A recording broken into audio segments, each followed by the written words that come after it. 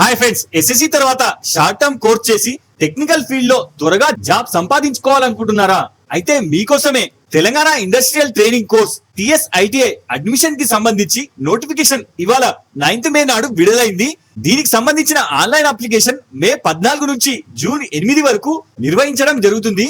దీనికి కావాల్సిన కనీస అర్హత SSC లేదా 8th క్లాస్ పాస్ అయితే చాలు.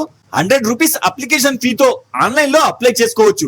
ఇక ఈసారి ఆఫర్ చేసే ముఖ్యమైన కోర్సులు 2 years కోర్సు వచ్చేసి draughtsmen civil, draughtsmen mechanic, electrician, fitter, motor mechanic, machinist Turner, electronics and mechanic.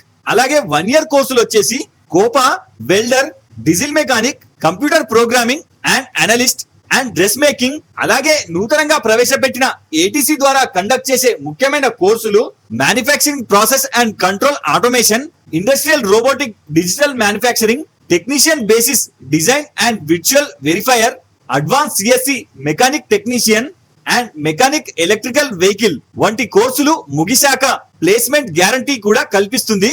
Apply చేయడానికి కనీస వయస్సు ఆగస్టు 1, 2026 నాటికి 14 ఏళ్లు నిండి ఉండాలి. ఇక సెలక్షన్ ప్రాసెస్ వచ్చేసి అప్లై చేసిన వెంటనే కాలేజ్ సెలక్షన్ చేసుకోవాల్సి ఉంటుంది. ఇక సెలక్షన్ అనేది SSC లో వచ్చిన merit marks and sports NCC ఆధారంగా 3 ఫేజ్లలో సెలక్షన్ ఉంటుంది.